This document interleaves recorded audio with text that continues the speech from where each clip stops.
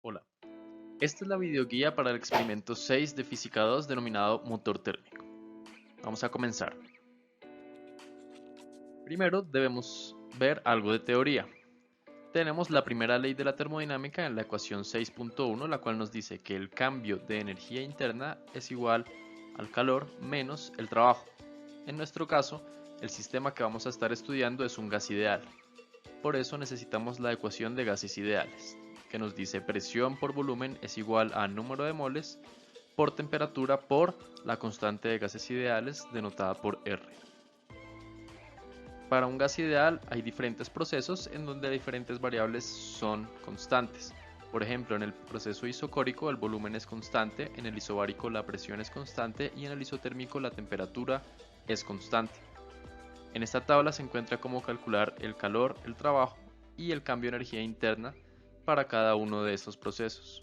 El gas con el que vamos a estar trabajando en el experimento es el aire, el cual vamos a considerar como un gas diatómico. Este gas lo vamos a hacer pasar por un ciclo termodinámico. La eficiencia de un ciclo termodinámico la calculamos de acuerdo a la ecuación 6.3, como el trabajo, sobre el calor que entra al gas. Además, podemos calcular el cambio de entropía para diferentes procesos termodinámicos y para el ciclo en total utilizando la definición 6.4.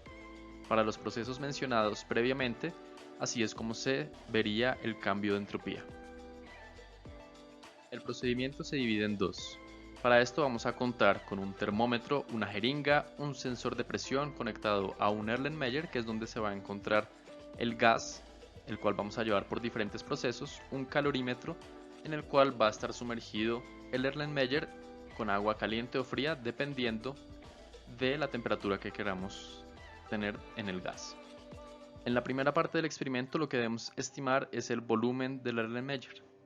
Para esto vamos a hacer medidas de volumen y presión de la jeringa y presión dentro del Erlenmeyer con tal de poder encontrar mediante el punto de corte el volumen total de este. El experimento consiste en 4 partes, que son los 4 procesos termodinámicos en los cuales vamos a pasar el gas. El primer proceso es un proceso isocórico. Vamos a aumentar la temperatura agregando agua caliente al calorímetro. Luego, controlando que la temperatura permanezca constante, vamos a hacer una expansión isotérmica. Es decir, a medida que yo vaya alando la jeringa, va aumentando el volumen del gas, siempre manteniéndolo a temperatura constante, agregando la cantidad de agua caliente o fría para que la temperatura no cambie. Luego se hace un enfriamiento isocórico.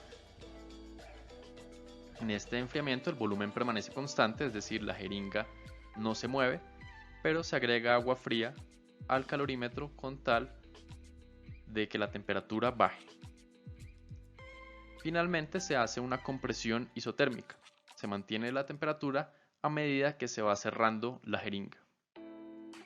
Los datos de las dos partes del experimento los van a encontrar en Excel como se ve a continuación. Los datos de la primera parte son las medidas del volumen de la jeringa versus la presión dentro del Erlenmeyer.